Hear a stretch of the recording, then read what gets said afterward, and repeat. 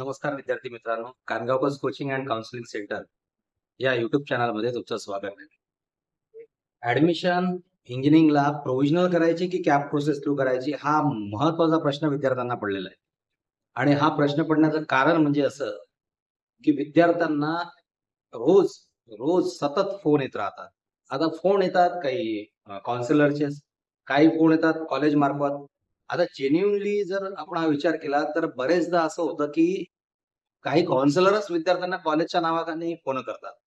की आम्ही या कॉलेजमधून बोलतो, त्या कॉलेजमधून बोलतो. तुम्ही तुमचे डॉक्युमेंट घेऊन येऊन जा. आम्ही तुमची ॲडमिशन करून देऊ, लाइक धिस.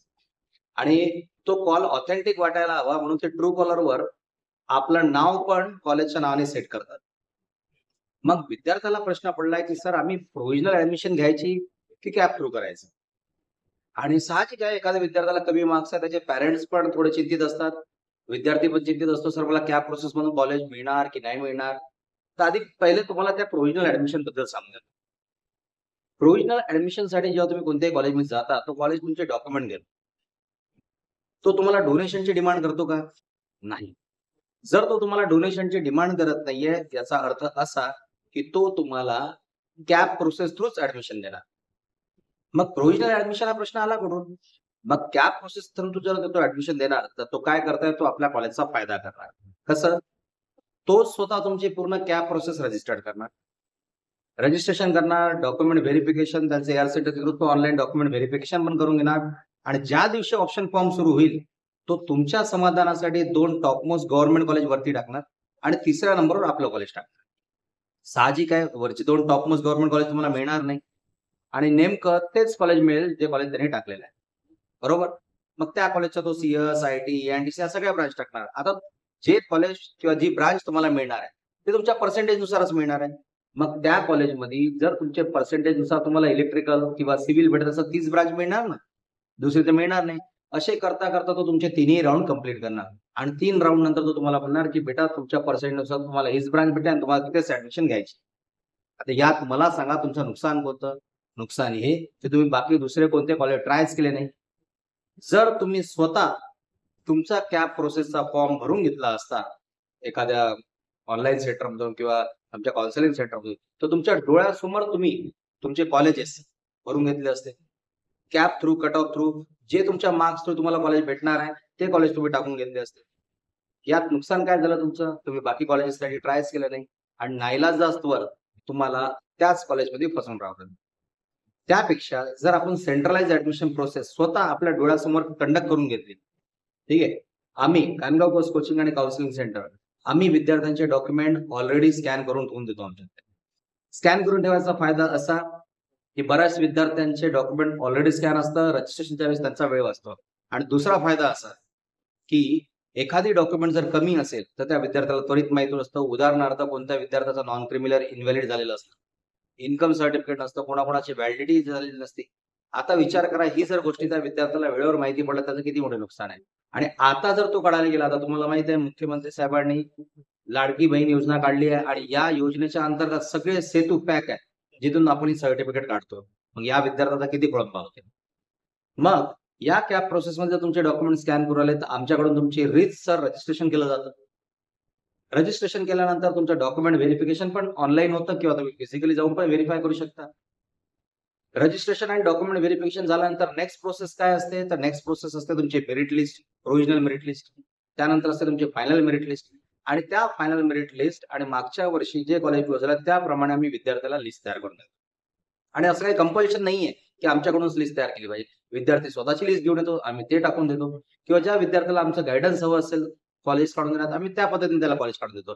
यात फायदा असा, की तुम्हाला तुमच्या मार्कप्रमाणे वेगळे-वेगळे कॉलेज चेक करण्याचा अनुभव येतो.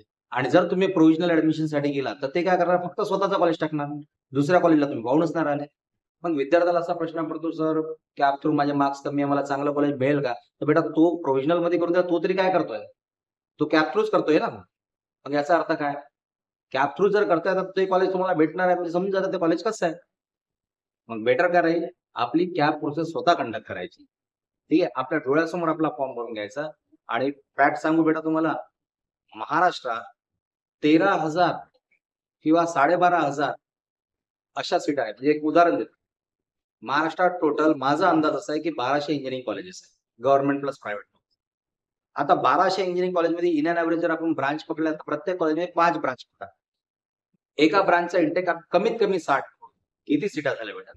माझा 18 वर्षाचा अनुभव आहे. 18 वर्षात मी हर वेळेस पाहतो जेव्हा तिन्ही कॅप राउंड होतात, चांगल्या चांगल्या कॉलेजमध्ये सीट्स खाली असतात आणि आम्ही विद्यार्थ्यांना कॅप प्रोसेस थ्रू त्याच कॉलेजमध्ये मग सीटा भेटवून देतो.